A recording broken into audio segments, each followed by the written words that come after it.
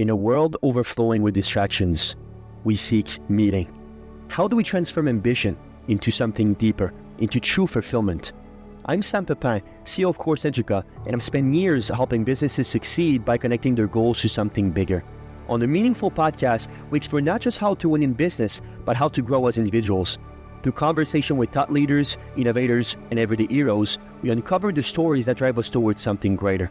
Whether you're striving for success, seeking purpose, or just looking for the next steps in your journey, this podcast is your guide to navigating the intersection of ambition, growth, and meaning.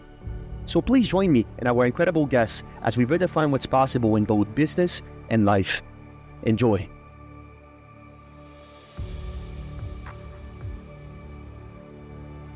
The art of storytelling is the art of making people care. Welcome to the Meaningful Podcast. I'm your host, Sam Pepin. Today we're diving into the evolution of the film industry, the art and business of storytelling, and building meaningful connections in Hollywood. Our guest today is Dan Griffin, an accomplished actor, writer, producer, and director with over 25 years in the entertainment industry. Dan has collaborated with some of Hollywood's biggest names, served as Chief Content Officer for global OTT platforms, and was instrumental in securing state tax incentives for films productions. Through Griffin Group Media syndications, he continues to champion innovative film projects that blend commercial success with creative depth. If you enjoyed this discussion, please let the world know with a like, a small review, or even a quick share. Your support helps more people find meaningful content just like this. Let's begin. Mr. Dan Griffin, welcome on the Meaningful Podcast. How are you doing? I'm doing very great. Thank you very much, Sam. Thank you for having me on today. It's great to have you on, and we have both a professional and personal relationship, and your story is one of so many layers. I hope we can uncover some of those today. But to kick us off, tell us more about the Griffin Group Media syndication, please. Sure thing. So right now we are a company. I've been involved for many years with funding films. We write, we produce, we do everything. We are a full-on syndication company. We totally, from start to finish, we can make a film. So very happy to look over scripts and bring them all the way through to getting the actors, getting the funding, getting them to produced and distributed, marketed, and you're going to be helping with the marketing, I hope, and some of it. And yeah, we're doing some good things right now. Nice. And obviously you've been in sort of the movie business for about 30 years now, but I'd love if you can sort of bring us back. Obviously, like I said, you're a man of many stories. And when you're thinking about sort of how you were, I suppose, growing up, was where did you basically pick up that creativity and sort of this urge of adventure, I suppose? Well, the urge of adventure, fortunately or unfortunately, has always been in my life. I've always been somebody into adventure, probably get myself in a little bit more trouble than I should be.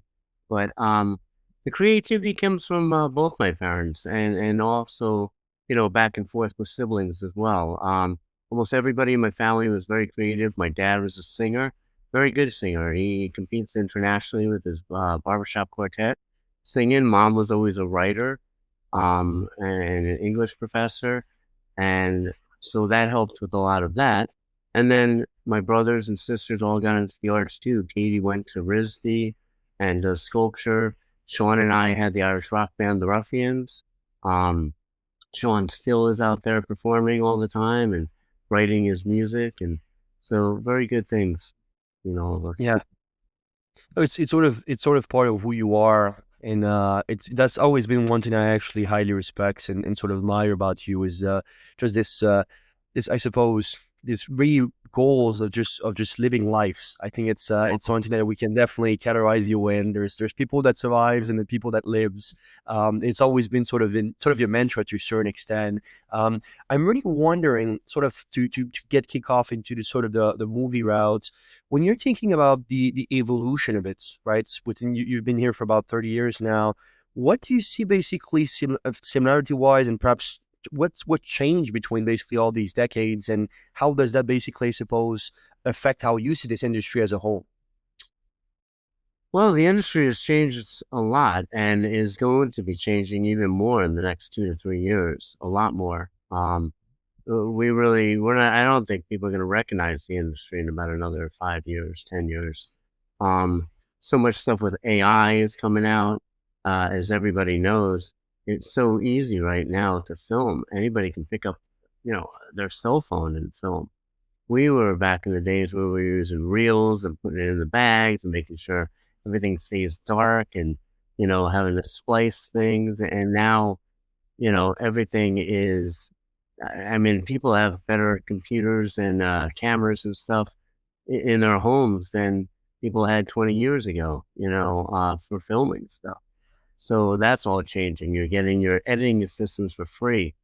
These people that can't find information on filming or on acting or stuff like that, they have no idea.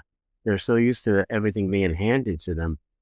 All they have to do is touch a button and they could get a million different things from worldwide on the internet immediately. We used to have to wait for the Ross reports to come out like once a month and stuff like that, and you were in line trying to be the first one, and usually you had like a day by the time it came out. The stuff was already too old, It's like, oh, it comes out like May 1st and May 2nd, was the deadline for the. It was like great.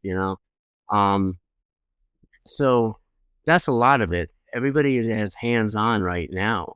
And with the LED screens, everything Jon Favreau is doing with Mandalorian, with Unreal Engine, with all the everything that they're doing nowadays is just making it so much more efficient, so much faster. AI is trying to knock out the need for writers, for actors, for crew members. I hope that doesn't change too quickly. Although a lot of it is because people are being lazy too, and maybe deserve that. Um, but the whole industry is absolutely changing. I mean, even LinkedIn, every actor nowadays knows, 50 different, foreign exchange people or 50 different, whatever. We didn't have all that back in the day. And now we've created, I worked on 2 states, Connecticut and New Jersey. Now we've created the tax incentives everywhere. So now you're getting money back as well. So lots of things have changed. But most things in a positive way, I hope. Right. It's interesting. You always been, from the talk that I had with you, always been kind of positive on upon technology as well, quite bullish on technology. There's no doubt that AI, and there's sort of this sentiment as well, even basically from not only you, but shared by a lot of your colleagues, about the fact that AI will replace basically writers, AI might replace basically a bunch of crew members. And sort of this sort of duality of, well, AI is fantastic because it can enhance creativity, and also the other portion, which is how do we keep, I suppose, the humanization of this industry to keep basically staying relevant. Technology is no longer now just a tool in filmmaking; it's sort of a creative partner. I suppose. How do you position yourself in sort of this harmony between technology and human beings? Is there a sweet spot in the filmmaking industry, you think? I don't know. I'm looking into that. I think everybody's looking into that right now. You know, thank God the writers, the AI is not replacing writers by any means just yet. Although there are my buddy Paul and some other people insist that there are AI now that can do that. That are good enough to do that.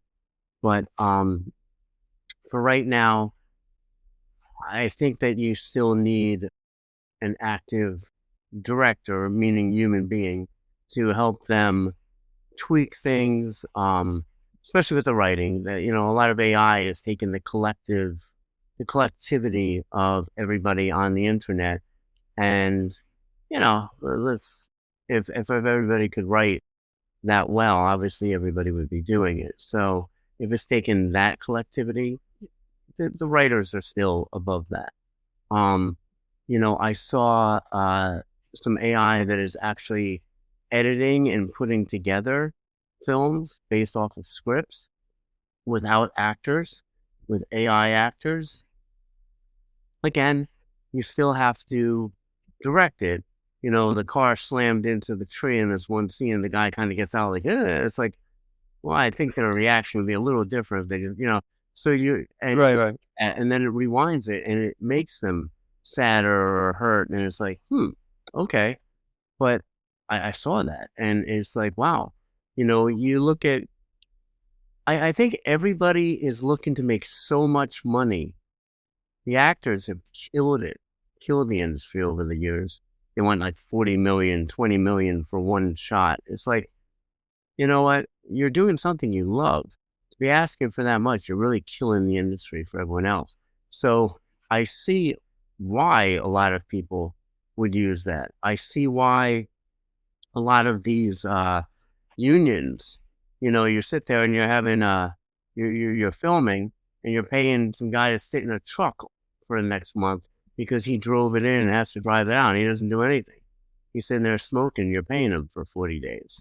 So I see why, looking at some of the AI, you would want to have that. You would want to save that money. You would not want to deal with the hassle of people not listening and not doing what you're supposed to and taking away from the creativity that you're making and somebody's hard-earned money that they're putting into this. So, it's got its plus and minuses. I am unfortunately want to keep the humanity in everything, but every other time I'm on a set, you run into these things and it's like, it makes you think more and more, about it. It's like, some, who knows? I mean, I'm tired of dealing with all these little prima donnas. So we'll see. Right, right, right. And you're talking about these prima donnas. Obviously, you work with Hollywood's biggest name now, for a very long time, and have very, very notable, basically, films as actors, producers as well. Which will definitely link to your IMDb, basically link within this the podcast descriptions. But tell me about what it is. You're just talking about sort of their attitude that sometimes I suppose is a little bit fragile to say the least. But I'd love if you could share basically a few moments or experiences or perhaps even lessons that you learned basically from working with all these awesome people.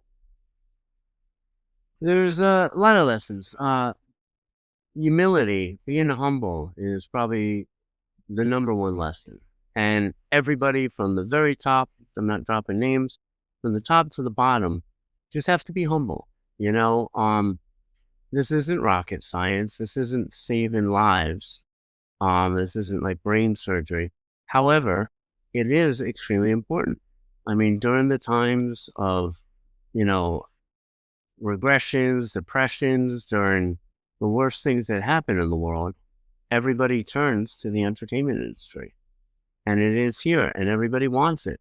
So many people, they're not setting goals for themselves. So their whole life is run off to some 9 to 5 job, come back, grab a beer, and sit there and watch TV all night. So they require the movie business to be able to put out, content for them. They want something to distract them from the life that maybe they're not happy with, unfortunately. I don't know what that's like. I try and always be pretty happy with life, even when I have nothing. I make life fun. I try to. Um, Maybe too much sometimes. But but the thing is, I think being humble, I think knowing your craft, especially when you're going up against AI and a million other people, there's so many people that don't want to learn what they have to learn. There's so many people that think they know everything. And you don't. You don't. It's amazing how many people are so full of themselves that they can't learn anything. I've been on some of the worst sets and learned stuff. Learned stuff. I mean, I'll never forget. I was on a set one time. This thing was junk. I got to tell you, this was terrible. And everything about it was just wrong. And it started raining, and it had a car driving. And this older guy who was there, who I can't even believe he was on the set. He was like this old dude. I was like, boy, this guy just doesn't give up. But what he did was he wanted to be able to film the car running like 60, 80 miles an hour supposedly through lights in a city. So what he did was he tied a flashlight onto a rope in the rain, and he started swinging it over, and it would go whoosh, whoosh. And we're like, no, I think the car would be going faster. So it was like whoosh, whoosh, whoosh, whoosh, and it looked like the car was zipping through the city at night, and Wow. it was standing still. This was one of the worst sets I had ever been on, but I was so glad that I saw that. Because then you're on something like a Gattaca or something else, and you're like, "Excuse me, sir, have you ever seen somebody do this? You should try it." "Oh, wow, that's brilliant." It's like, "Yeah, right." And I got it from some junky little, um, there's always something to learn. There's always a lesson to learn in life, from the meekest thing to the next $200 million, $120 million, Lord of the Rings, or whatever family thing. There's always something to learn, good and bad, in both of those. I mean, on the best things, I think you learn more of the bad stuff than you do on the junkier, or less, whatever, thrown together as a project.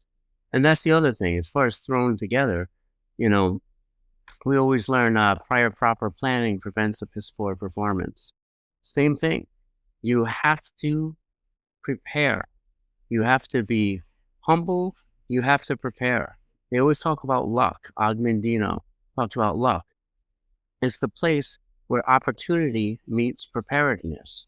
So as you're prepared and you stay prepared in life for stuff, and you only get that opportunity maybe once, twice if you're lucky, but when that opportunity comes, you're ready.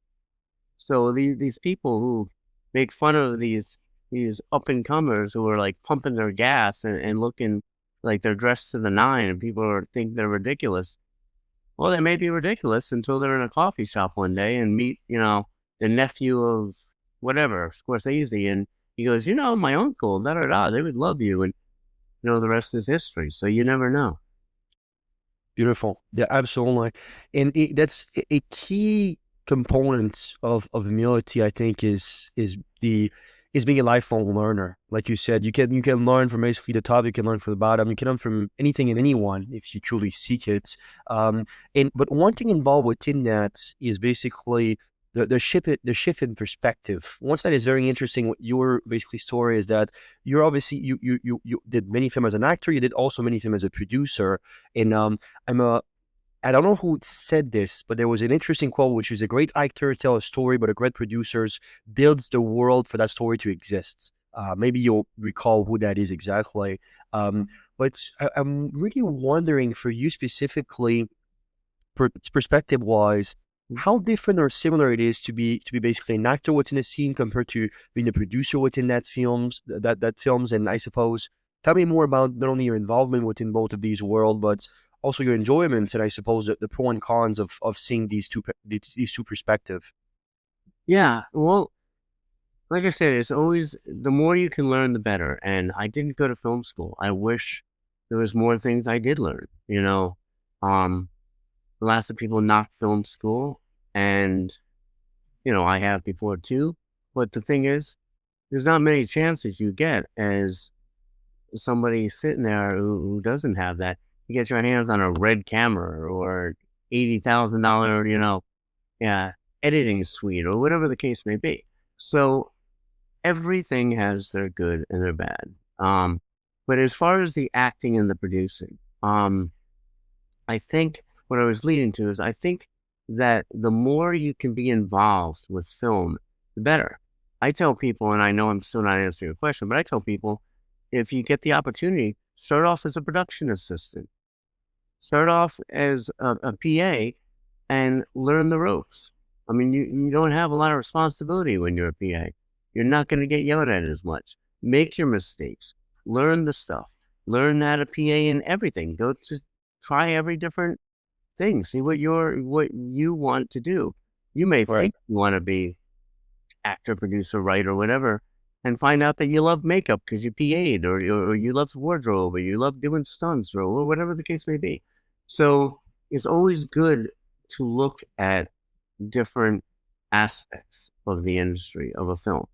As far as the difference between acting, producing, directing, some of that stuff, everything goes hand in hand.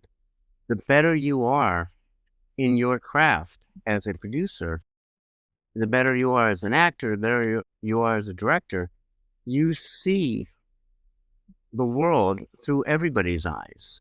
Right. So as an actor, if you're only an actor, which is fine, and you're only doing that, at least learn some of the stuff. Well, why does the director keep telling me to stand here? Why? Well, it's because the lighting's best. It's because he's trying to get a psychological aspect by the way he's doing the lighting. If he's backfilling you or he's doing that, it gives a different psychological perspective to the movie. So if you are able to understand that as an actor, you're not gonna fight it. You may even help him by standing that way, knowing that my side looks better this way, my side looks better that way. Da da da. So that's part of it. As a director, if you've acted before, which I hope you have, you understand what it's like to be an actor. You understand what they're going through. You understand how to bring out what you really need in the project, what you need to be a great director, to really pull that forth from your actors. As a producer, as somebody who's putting together everything, you know, you are able to see all sides of it. I know the director is going to want this. He needs, or she needs her space, his space. They want their time. They want to be able to go through stuff. They have to block certain points with the actor. I get that. I understand what that's happening. So I'm going to now take the time while everyone else is sitting around and starting to fidget or talk to each other to keep everybody calm, to keep the everything flowing well, to make sure this is this, to say some goofy things so that everybody isn't like, why is this guy taking so long? Blah, blah, blah. And it's good that they're taking longer to go over stuff with the actor or whatever. So, you're able to do different things. You're able to understand the different aspects. So what do I like more? I like all of it. It's always fun acting. It's definitely fun putting yourself into another role, being another person, being another, thing. I years and years and years ago, 20, 30 years ago, maybe more, I helped out a roommate and I was doing children's parties on Saturdays. But I gotta tell you, it was so much fun dressing up in all these different characters, and you take on a different persona. I mean, half the time I would be Spider-Man or Batman. I wouldn't want to be undressed. I'd drive back and stay in that and run through the mall or run across a soccer game, somebody's soccer game, or just do stupid, goofy things, just because it was fun to be somebody else. Same thing as a producer. It's fun to be able to sit there and watch something go on the big screen or watch something be shown to people and go, wow, I was responsible for putting that together. Wow, I suggested that actor. I was the one who suggested it. Wow, I'm glad that I did that. The director and I had odds on this, and then he listened, and look at that. Now he realizes that was great. And most of the time I'm probably wrong. So I'm not trying to make believe I'm anybody cool. But it's good to go over that. As a director, it's nice to I've done pilots and other things. It's nice to do the stuff and then see it made and be like, wow, this is something I've created, So I like all aspects of it. Yeah, no, that's very interesting. To you, was it a sort of a natural progression to go from basically the acting, producing, directing, or was there a turning point, I suppose, that led you to that transition? Tell me more about the sort of the I suppose, was it gradual, or if there's something that caused you to experience all these roles one after the other? So for me, my whole everything in the industry was very different than a lot of people's. I don't know if you want to call that lucky, I don't know if you want to call that whatever you call it, but I kept starting off at something and right away progressing. And I did not go to film school. So I wish, looking back, that I hadn't progressed as much. Or somebody told me, no, take your time, learn this, do this.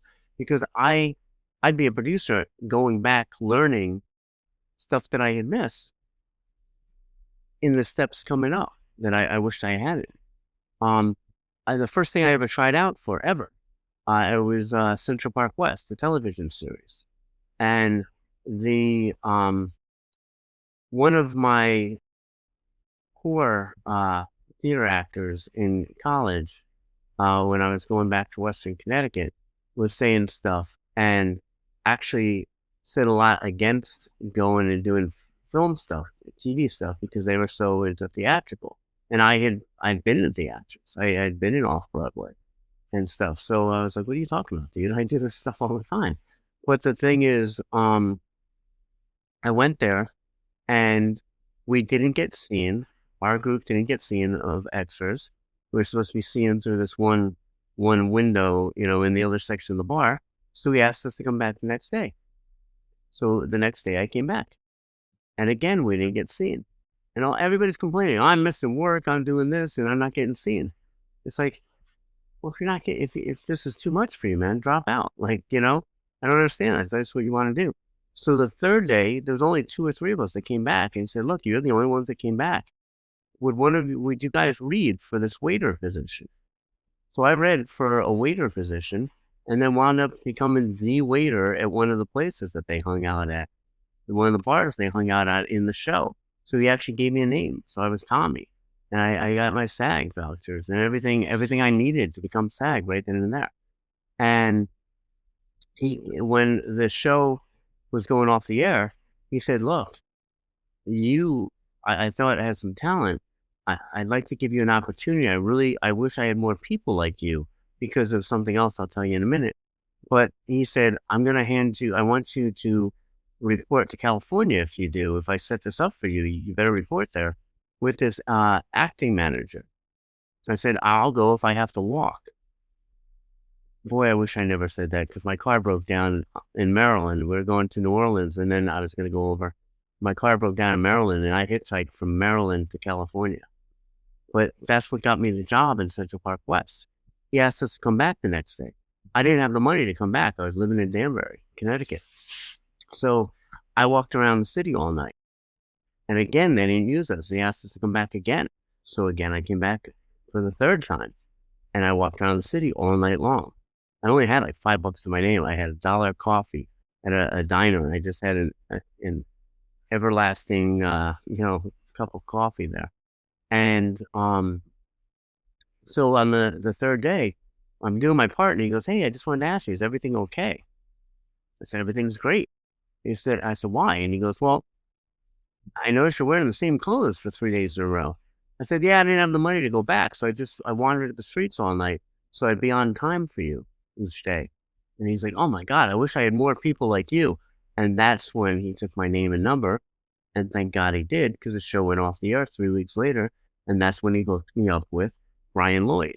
So I went across country and met up with Brian Lloyd, and I won't go into all these crazy stories. I know you asked me another question, but I won't go into Brian Lloyd now. We'll save that for another time. But as far as progressing in the industry, I went from first time extra to boom, I'm SAG eligible.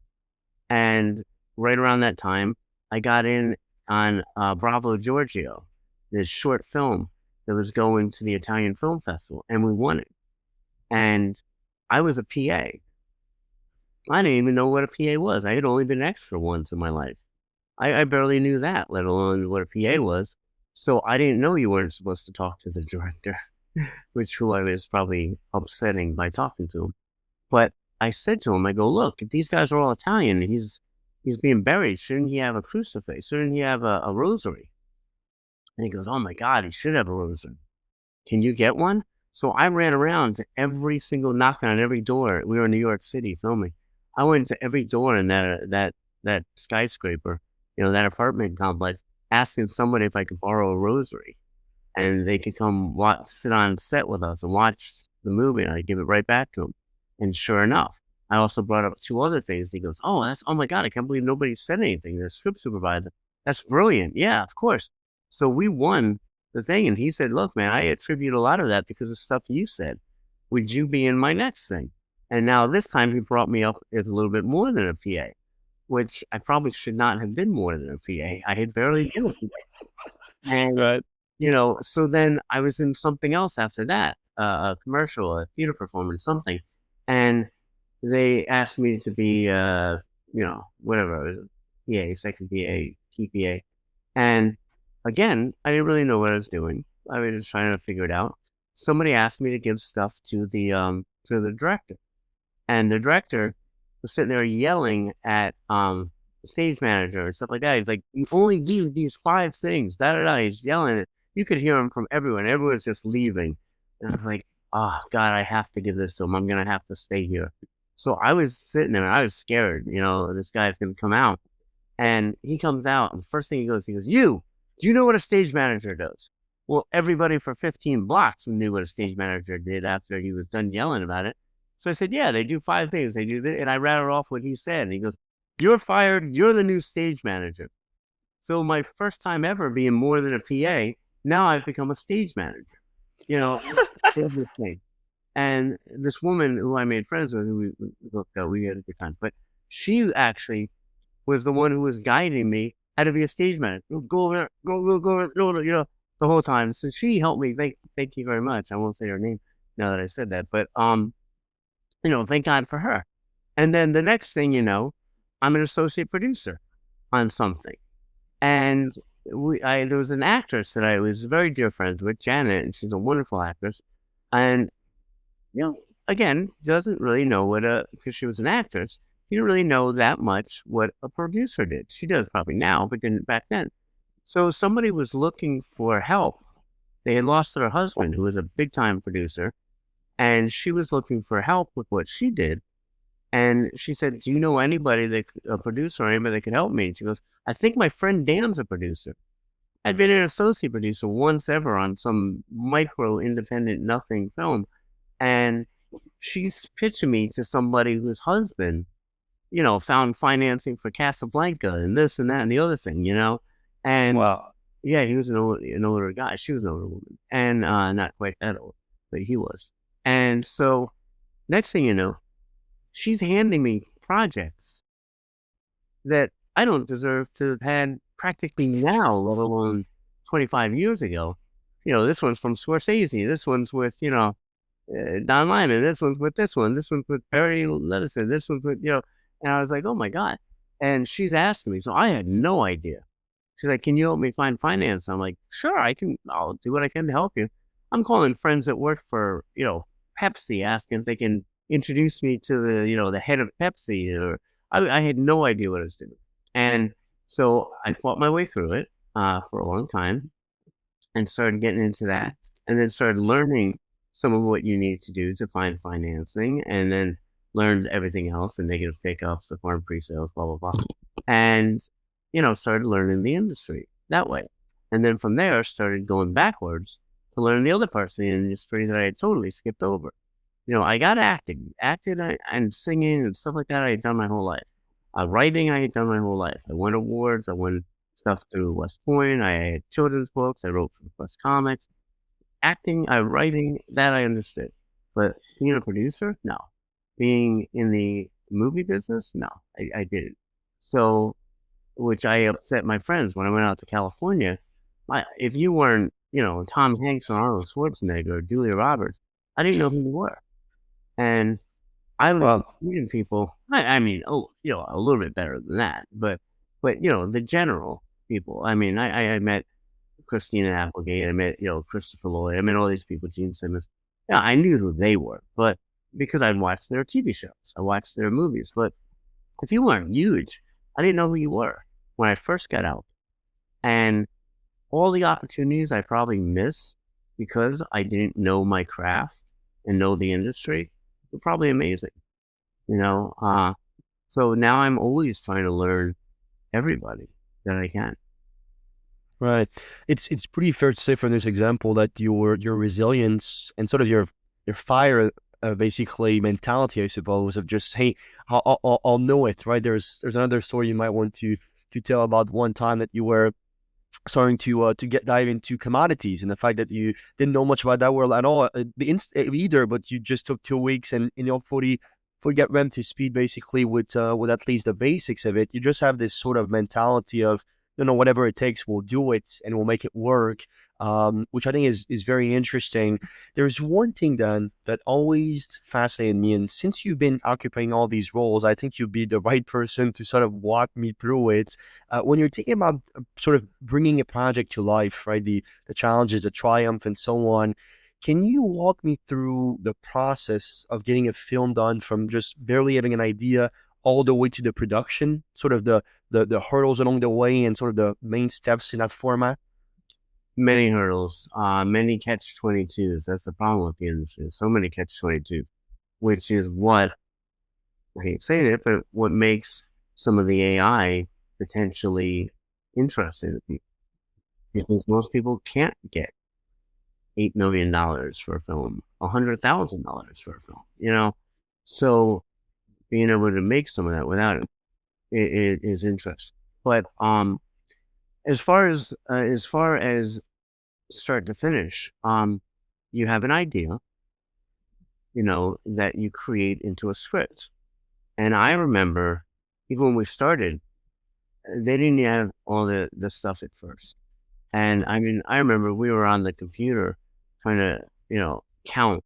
Okay, it's 7 over for you put the guy's name. It's 14 over for, for you put the, the dialogue. It's 14 over for the guy's name above it. It was, we were counting on the computer. They didn't have the stuff. And then they came out with Hollywood Showcase, or Hollywood. It wasn't Hollywood Reporter. That's a Hollywood Showcase or something.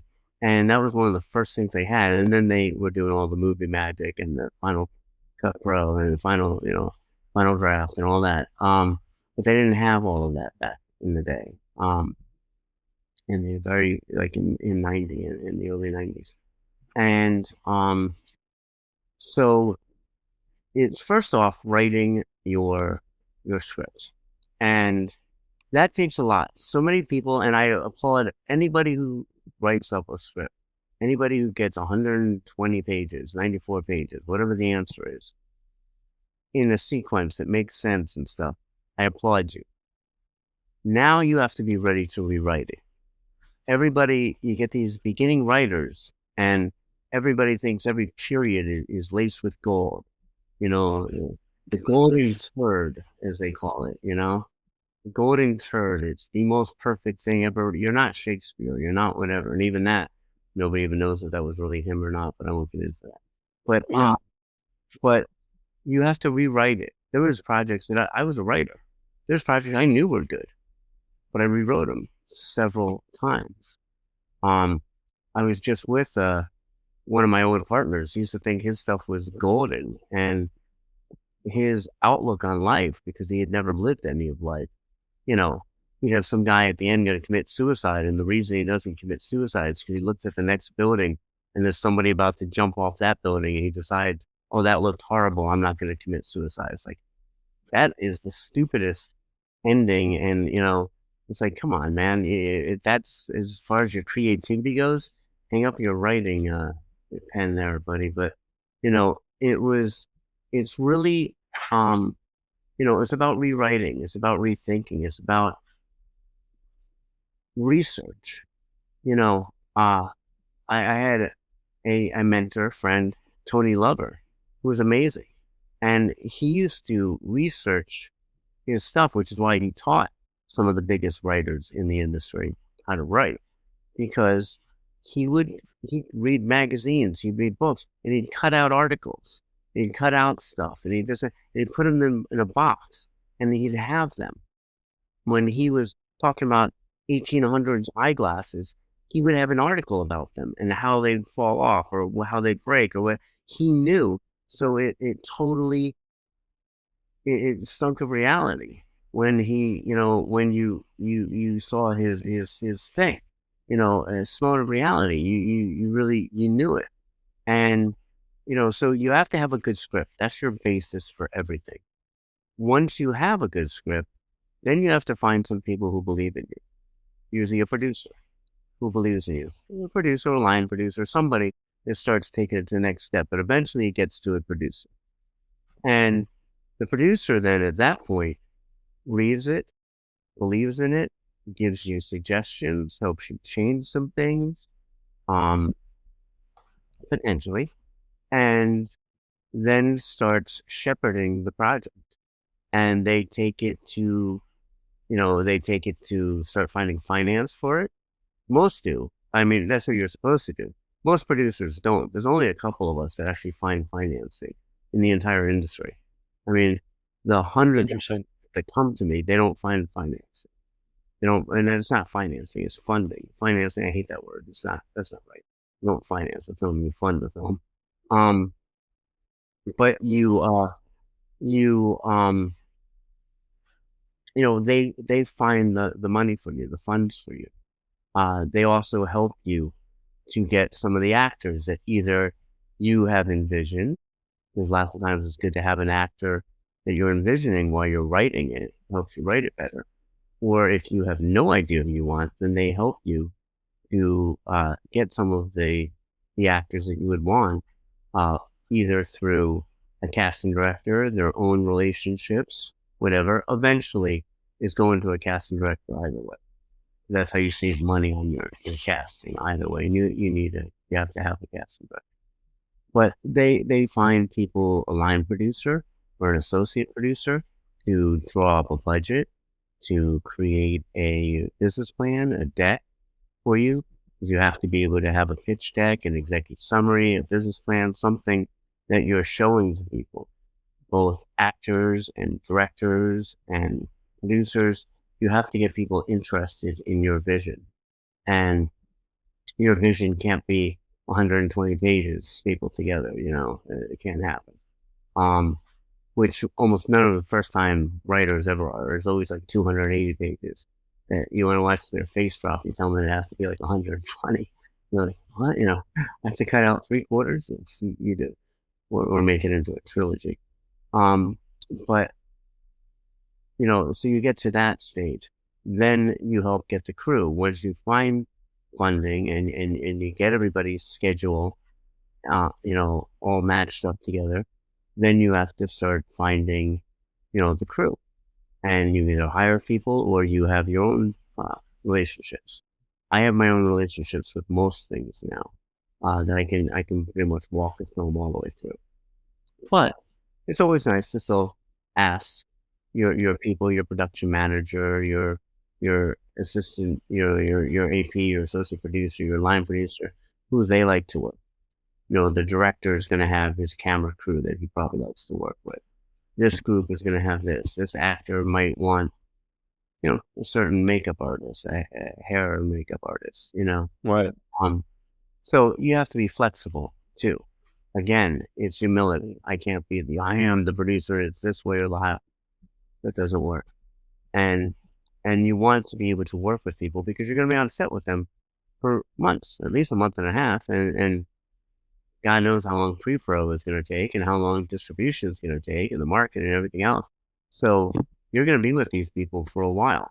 And, as I've gotten older, it's not about being, oh yeah, I was in 50 projects this year. It's about being in something that you care about. It's about being in something that you like. I'd rather work with some people that I love and we're going to have a great time and we're able to put up with each other's, bad day on set or whatever, than working with people who are disastrous and jerks before you ever get on set. And, you have some, actors telling you off because they didn't get the role they wanted. And I always love that. They do. And then people think the industry is, so big. There's 10,000 people in the industry that make it happen, that's it. Probably. It can't be that's not too far off. Couple, 20,000. But, everybody knows everybody. So Right. you come up again. I've had disastrous writers. I had a guy who wanted to work for me on a project that I had called Dark Star Hollow. We had all the actors already attached. And we went to so much trouble. And this guy was being a jerk. He was hitting on this one girl. So we fired him as an associate producer. And he took all the actors off our IMDb. And then we couldn't get him on again. He ruined Dark Star Hollow for us. fast forward a couple of years, I am in charge of one of the largest film funds, and he sends over some stuff, and they loved it. They wanted to do it, and I said, "Oh, that guy? No way. I will never get work if I'm anywhere near him." There was a girl who was a jerk on a project and kept calling out the director and everything else. I've seen her 4 different times in life. I wish I don't know why she doesn't just give up. She keeps trying to make it as an actor, even though she's got this terrible attitude. And everybody who realizes who she is doesn't want to work with her. She has the worst attitude, a terrible attitude. And now it's not just us. She's done this, I've heard, on 20 different sets. So now you've got 50 people telling everybody else, never work with this person. I've known managers who were jerks, and I don't even get to say that they were jerks before everybody else goes, "Oh, please tell me you're not working with this guy." I'm like, "Nope, no chance of that." And they wonder why they're not making it bigger. It's just because they're idiots. And I don't call most people out. It's other people who are calling them out. But I get it. I definitely chuckle inside because I'm like, wow, I wanted to say that, but I didn't. But good. I'm glad. You're absolutely right. We're not working with that person ever. Yeah. It's interesting because any industry, specifically competitive industries, it's a very small group at the top, right? That's what you're basically saying, is that the people that really makes it happen, not the one with fancy title on LinkedIn, the one that actually makes the the industry basically move forward. That's a very niche amount of people, and that's why. And you're talking about the sort of the phenomena of reputations, right? If you piss basically one producer off or one director off, or even the actors within the sets, well, you better not do that too many times, because very, very quickly everybody knows it, and therefore you just lose all credibility. Is that something recurring within the industry? You'd say, if you had to just put a sort of a percentage, I suppose, does that fairly happen fairly basically, I suppose, recurringly? I would say so. People get themselves blackballed for different things. The industry only thinks one way most of the time, so you can get yourself blackballed by thinking the opposite way and this and that. I mean, that's all changing now, right now, um, but yeah, it does, and you know, it does, and it's too bad. And the other thing is too bad. I've been with actors. I remember I was in, and I won't even say his name, but I was in a big thing. We were in Keeping the Faith. And one of the actors wanted to speak to Jenna Elfman, but he was too scared. He's like, we were talking up a storm, her and I. And he's like, since you have a good thing with her, would you introduce me to her? I said, yeah. So I introduced him. They're going to meet anyway. And he's super, super famous. So I'm surprised that he didn't. I'm also surprised he was a little nervous to speak to her. I see the same guy later on doing a PSA with him and a public service announcement. And I go over to talk to him. He's like, "I'm busy right now." Then totally. I was like, "Yeah, you weren't too busy when I was helping you out." I was like, "Don't worry about it, brother." I just like walked off. But that's the thing. People forget. They forget who they say or who they do stuff on the way up. Mm. What? On the way down, they're going to be passing right by him. And that guy is, a major actor. And I am a producer who helps pick the actors who have many times and say on what actors are being used, what one they're not. And he's come up twice on films that I've had. And I'm like, well, I don't really like him. He's got a bit of an attitude. I don't know how it's going to be on set, but I'll leave that up to you guys. And they're like, no, he's got an attitude. We don't want him. Well, there's Right. 2 films that he was never in, and it's his fault. And there's lots of people like that. There's Right. other people who had egos that you meet on the way up.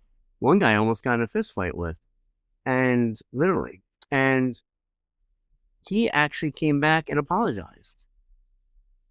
He actually had the strength of character to apologize, and I apologized too. And he put me in a film, and I'll tell you, I would work with him first and foremost above anybody if I had the chance now, because he showed me he had real character. And, it was great. We were in Gattaca together, and he's a wonderful person. And I would do anything for him now. But, it's amazing the way things happen in the industry. It's all about being human. And, so many people, they get a little bit of money or they get a little bit of something. They seem to forget where they came from. But, like I said, just be humble and learn your craft. Yeah, no, absolutely, and it's very interesting as well because, like you said, this strength of character is something that again is highly recognized amongst all industries. Everybody makes mistakes, but the one that can actually say that they made a mistake and apologize for that, that's half the problem already gone, just right there. And so that it seemed quite easy and simple, but obviously, as you know better than I do from being in industries for so long, I'm sure it's a very few amount of people that actually does this very simple step to just I suppose fully support their relationship moving forwards. One thing I want to quickly touch on, Dan, because you mentioned it quickly during this podcast, is obviously business. The film is a business, and there's all sorts of basically navigation of tax and incentives and financing, or I suppose funding, as you prefer saying. And you sort of been critical in that aspect for a lot of people, a lot of films, a lot of projects.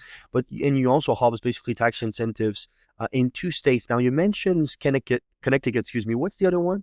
New Jersey. New Jersey. Yeah, pardon me. Can My you? friend Ray had asked me to please help with the Jersey tax incentives, and some of the stuff that I still had that they didn't do in Connecticut that I was upset they didn't do, I put towards Jersey. And Jersey, after a little bit of back and forth, actually did it. And they're now the top in the entire country. And it's probably a lot of it is because of doing that one thing, which is Wow. interesting because Connecticut could have done that. And I'm sad they didn't. Connecticut was great. We were one of the earlier ones and one of the first with 30%. Georgia actually did their tax incentives based off of Connecticut. See, it's even in their laws, their bylaws. It says as for Connecticut in one of the things. I thought was funny. And most Oh, people interesting. don't believe that, but it was true. We gave up Connecticut because everybody became bureaucratic and they didn't know what they were doing at the top. They didn't want to listen to the people who did know what they were doing and wound up then handing almost everything over to one guy who ran all the tax incentives and stuff to his companies, his stuff, his everything, and he destroyed the entire state's tax incentives. This one individual. And Wow. what a disaster. What a disaster. Yeah. It's interesting because it seemed like it's so crucial, and for people outside of the industry, it might be harder basically to fully grasp. Can you explain basically why these initiatives are, or I suppose, that essentials for the movies, basically this business, but also how they influence basically production decisions? Precise. That seems to be sort of the first thing and the main thing that influence. Tell me more about why these incentives are so crucial and how big of a deal they are. Well, you know, I I'm gonna say they're pretty big, but it depends on your relationships. Honestly. I as much as I think that they're pretty good, and Canada is seeing a pouring in of projects because theirs are so good and better than ours. Um, Okay. which congratulations to you, Mr. Canada. Um, but the thing is, honestly, as much as I like them, I think sometimes people put too much focus on your incentives. People are not financing if they don't have the top incentives. People are not filming somewhere if they don't have the top incentives. I've gone to places that didn't have incentives, where they had very poor incentives, or the western side of Connecticut, where the northern side, where the eastern side seems to get all the incentives, and brought projects there. We were doing a $6 million project there for an exchange years ago, and then they pulled it out at the last minute. But we were doing it there. I had everything set up. We had because I knew everybody. That was my area. That's where I grew up, and so I had people doing the catering for next to nothing. I had places for us all set up to live while we were on set. This guy is the owner of the old Marcus Dairy was very generous. He had a camp, and he gave us all the places for the camp to sleep in, all these bunk beds, and it was wonderful. Guys on this side of the camp, girls on that side of the camp. It was wonderful. And um, there's so many things that we saved money that by the time you roll around, we were probably saving as much as you would have on the 30%, and didn't have to go back and try and fight to get that money back. We didn't have to go back to try and, give our taxes to another state or a company to try and get the money back for those tax incentives, if they were referable, you know. So, some of that same thing. You go to an area, you go to a state that's not doing a lot, in Idaho or something else, it's not doing a lot of filming, like a friend of mine with a very great project right now was doing, and you go over there and you talk to them, they're so happy to have your film in their state that they're bending over backwards. They're giving you discounts on this. They're helping you with the hotels. They're helping you to hire the right people that are going to give you tax incentives. My other friend, we're working on a very great film right now. He's over there doing some of the location scouting over in Trinidad. They're falling over backwards for him. We're going to do a lot more there now than we were originally were going to. They even gave us a military base over there Wow. because they're helping us and giving us so much, and we're getting so much out of it that you're going to be getting more than you would have if you had tax incentives for somewhere half the time, and without the hassle, without fighting about it, without trying to, sell off your tax incentives, without trying to do whatever the case may be. All these other places are great, but certain states that are doing everything right now for tax incentives, and they know who they are. If you're not the next, Marvel or Disney, which both have just recently left their state, I might add, you are not getting the top honey wagons. You're in a long line to get lumber. You're in a long line to get your tax incentives back. You're in a long line to get other things. So people are realizing this, and they're starting to move to other places. And, so at the end of the day, are they important? Yes. Can you get them other places if you're good with people and you have relationships? Sure. Are they as totally worth it, or are they going to be worth it in the very near future? I don't know. Are they going to be worth it with some of the other stuff that's happening in the industry? Probably not. So, I don't even know how they're going to affect some of the things that are changing in the industry right now, but we'll see. While I'm talking about change, and I had an OTT platform. We had TV back in the day, which was doing very well. We were the only one in every state, every country in the world. In the beginning, and then other things happened. But even that, everybody is looking at where things are going, and so many things are going now to the platforms. So many things are going to other things. But the studios are complaining about not making the money. Well, they're not making the money because they're going straight to platform. People are lazy. They're not, they're killing the theaters for themselves by going straight to the platform. And I like the platform. But things should be done the way they were done. Some things have to be reevaluated. And by people not wanting to go to theater, they're not making the money off of their films.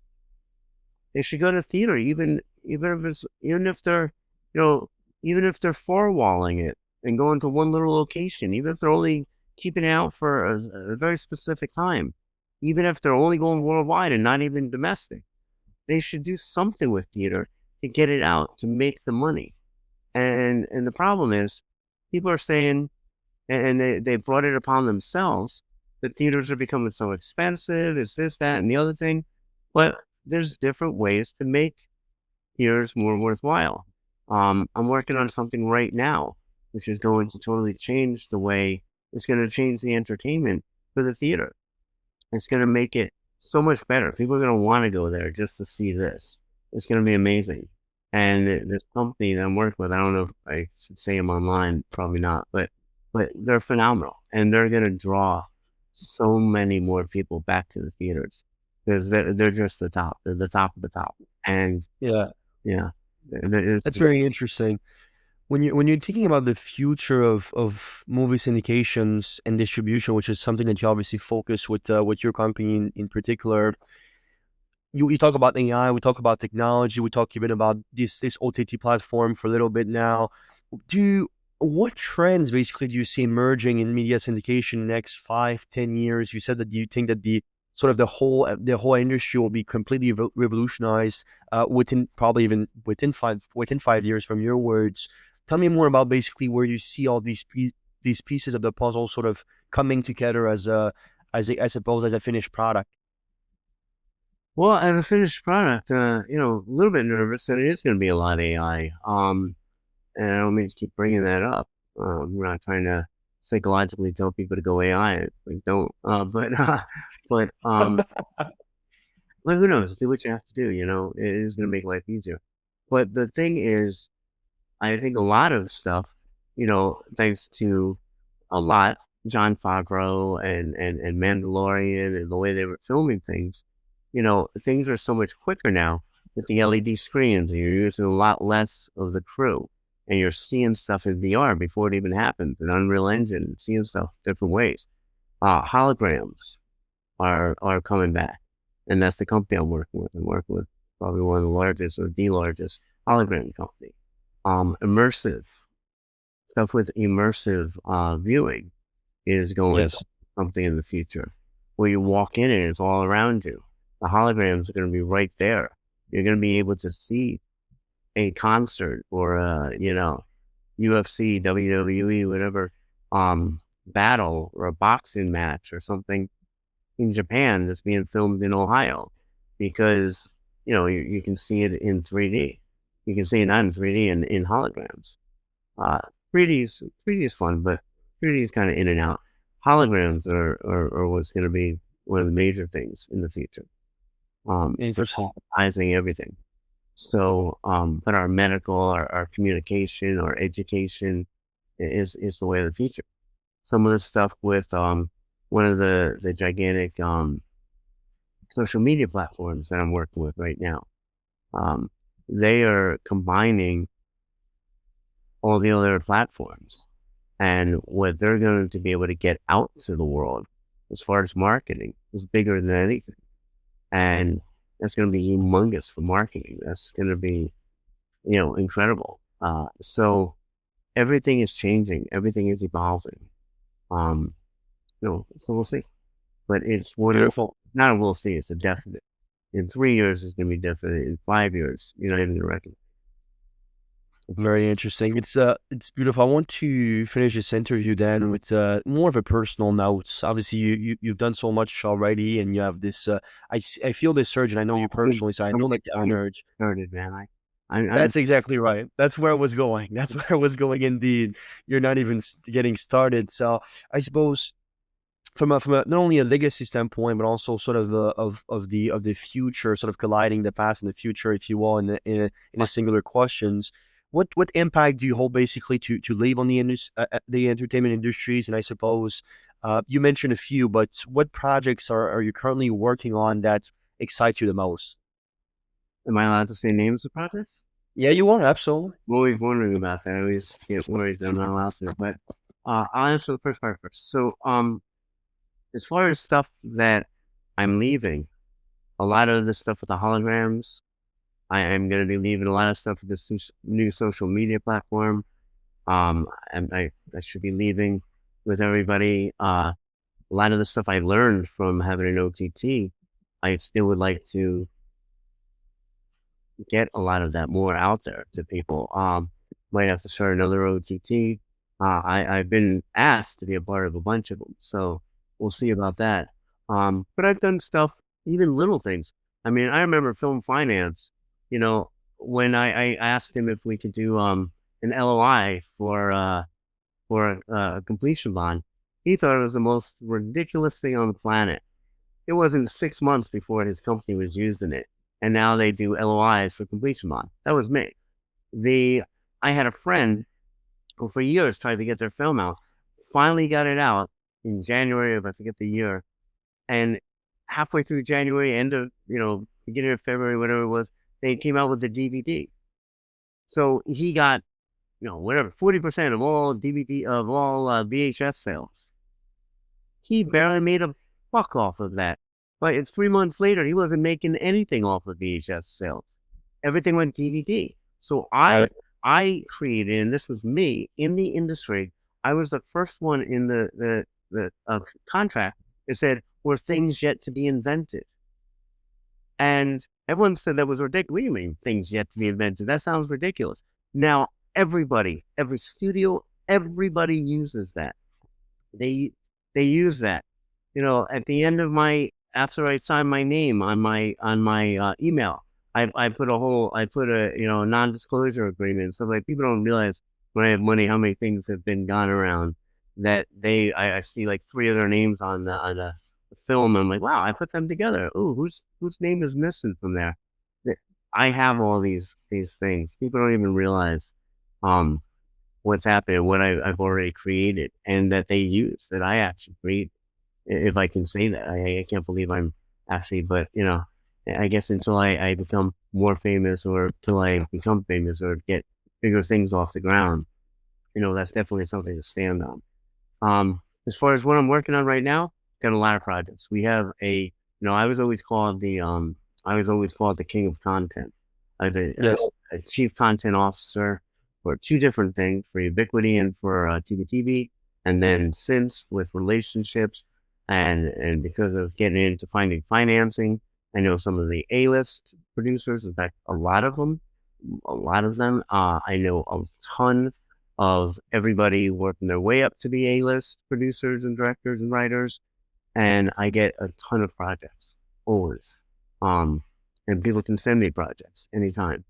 But I had one of the largest film funds we were working on, and now what I've created on my own, I will probably have the largest fund for financing films, for funding films. Thank you, and for funding films, and that should be very soon. Um, so I've been working very hard on that. Uh, as far as some of the projects that I love, um, Samsung, Samsung, Samsung, I think is phenomenal. Uh, I'm hoping to still jump on the very tail end of Nuremberg if they're still away, or Still Life. I think are both great projects. There's a Sammy Davis Jr. project that is wonderful. Dangerous Days. My guy is over in Trinidad right now. I think it's phenomenal. I'm dealing with stuff from Stan Lee. I'm dealing with stuff from a number of great writers. I have, and I don't know if I should say all these people's projects, but I have, Say as much as you can, perhaps. Monsterwood. I think is one of the best. I love it. Um, there's a lot of really, really, really good projects. I love Losing Jerry. I love Rife Machine. I love so many different projects. And, I have, I have the means to do them now. It's coming, and these will all be happening very soon. And these are phenomenal projects. Really, Absolutely. yeah. These are ones if you only got to pick a handful of projects in your entire career, these are the type you would pick. And I'm Beautiful. very blessed to have these in my hand. That's extraordinary. You know what? I think that great films are not just watched, but they are remembered, and they impact cultures, they impact our lives, and how we actually understood life. Arts is so exceptional. And Mr. Dan Griffin, it's been an absolute pleasure to have you on the Meaningful Podcast to sort of discuss the ins and outs of everything that you're doing and sort of how you see this industry. And thank you for being so vulnerable and insightful. I truly appreciate it. And I would love if you can share some last words of wisdom with our audience. Last words of wisdom. Absolutely, please. Never give up. If there's one thing that has always got me through this, and maybe I'm not as smart as everybody else. That might just be the answer. But I just don't give up. I keep going. I mean, I think everybody is really amazed at the tenacity that I've always shown in the industry. And it's that not giving up that got me my SAG card. Is that not giving up going cross country when I promised that I would be across country that got me to where I am today with, being a producer. So don't give up. Be willing to listen to people. I mean, there's so many great voices in this. Not me, big voices that are wonderful. I mean, there's so many books and there's so many seminars on filmmaking. that you can go to, you know, great people, you know, read story, read all these different books, read the books on the business of film, you know, and producing and read all these different things on acting. And, you know, I'm not going to mention everything, but, you know, go out there and do your research, learn the stuff. Don't give up, keep going, and be humble. I don't care who you are. You know, the person who's charging 20 and $40 million because they're so great in the industry are the ones that are going to make sure that they don't have a job in 2 years, because now we can get AIs of Shirley Temple and John Wayne, and we don't need them anymore.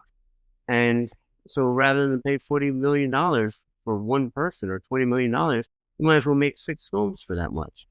And so they're killing their own industry with their own greed. This is something you love. This is something we all got into because we love it enough to stay with it and do it without having to, you know, you don't have to make a quadruple home run every single time you go to bat, you know? I mean, be willing to take the time, and the same with the people in the union. Be willing to get up and help out, even if all you're supposed to do is sit in a truck and get paid for 40 days. It's not worth using them if that's what it's going to become. So I'm sure I'm ticking off a lot of people in this interview, but you know, I always do. I'm not scared of any of you. I'm going to do it all myself. So it'll happen. All right. Thank you very much. And look forward to being on another one. Thank you for spending your time with us today on the Meaningful Podcast. If you enjoyed this episode, please leave a review or share it with someone who could benefit from it. And always remember, your story matters. Make it meaningful. We hope to see you next time.